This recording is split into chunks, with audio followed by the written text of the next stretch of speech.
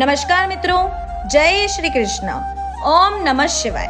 जैसा कि आप सभी जानते हैं, कल दिनांक 24 जुलाई 2021 को गुरु पूर्णिमा है। इसीलिए आज हम आप सभी को गुरु पूर्णिमा के विधि विधान के विषय में जानकारी प्रदान कर रहे हैं। इसीलिए मित्रों, वीडियो को अंत तक जरूर देखें। आषाढ़ मास की पूर्णिमा को गुरु पूर्णिमा कहते हैं। इस दिन शिष्य अपने गुरु की पूजा करते हैं।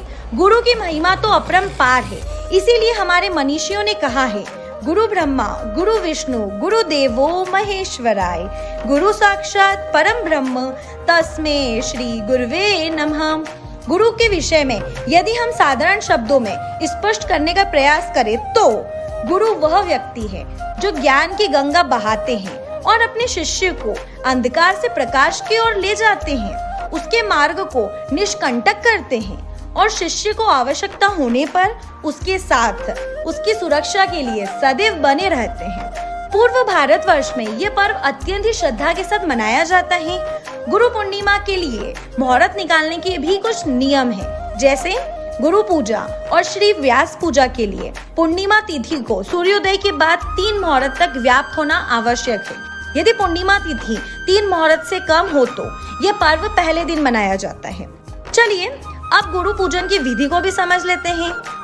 प्रातः काल स्नान पूजा आदि नित्य कर्मों से निवृत्त होकर उत्तम और शुद्ध वस्त्र धारण करने चाहिए। तत्पश्चात व्यास जी के चित्र को सुगंधित पुष्प या माला अर्पित कर अपने गुरु के पास जाना चाहिए। उन्हें ऊंचे सुसज्जित आसन पर बैठाकर पुष्प माला पहनाएं।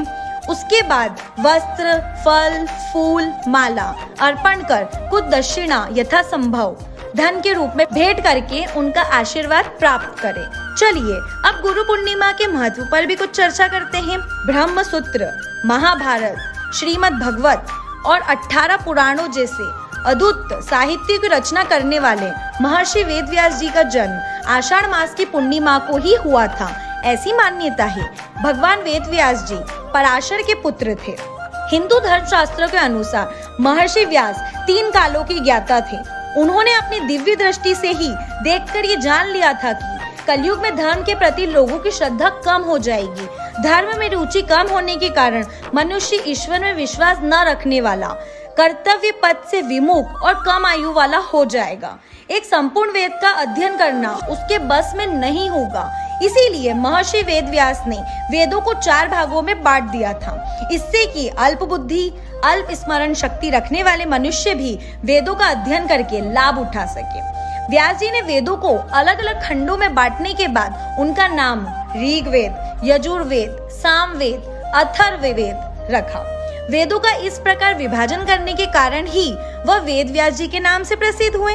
उन्होंने ऋग्वेद, यजुर्वेद, सामवेद, अर्थवेद का ज्ञान अपने प्रिय शिष्य वैशंपायन, सुमुत मुनि, पेल और जेमिन को दिया। वेदों में उपलब्ध ज्ञान अत्यंत रसमयी और कठिन होने के कारण ही वेद व्यास जी ने पुराणों की रचना 5वें वेद के रूप में की। इसमें वेद के ज्ञान को रोचक किस्से, कहानियों के रूप में समझाया गया है। पुराणों का ज्ञान उन्होंने अपने शिष्य रोमहर्षण को दिया था। व्यास जी के शिष्य ने अपनी बुद्धि के अनुसार उन वेदों को अनेक शाखाओं और उपशाखाओं में बांट दिया। महर्षि वेदव्यास ने महाभारत की रचना भी की थी। वे हमारे आदि गुरु माने जाते हैं। गुरु पूर्णिमा का ये प्रसिद्ध पर्व व्यास जी की जयंती के रूप में भी मनाया जाता है। इस कारण इस पर्व को व्यास पूर्णिमा भी कहते हैं। सभी शिष्य को अपने गुरु को व्यास जी का अंश मानकर उनकी पूजा अर्चना करना चाहिए। लेकिन दोस्तों, ध्यान दें कि इस दिन मात्र गुरु ही नहीं अपितु परिवार में जो भी बड़ा है अर्थात माता पिता, भाई बहन आदि भी गुरु तुल्य समझना चाहिए। गुरु की कृपा से ही शिष्य को विद्या प्राप्त होती है। उनके हृदय का अज्ञान एवं अंधकार नष्ट होता है। गुरु का आशीर्वाद प्राणी मात्र के लिए कल्याणकारी, ज्ञानवर्धन और मंगल करने वाला होता है। संसार की संपूर्ण विद्याएं गुरु की कृपा से ही प्राप्त होती हैं। गुरु से मंत्र प्राप्त करने के लिए यही दिन सर्वश्रेष्ठ है। इस दिन गुरुजनों की यथासंभव सेवा करने का अत्यंत महत्वपूर्ण होता है। इसीलिए इस पर्व को श्रद्धा पूर्वक मनाना चाहिए।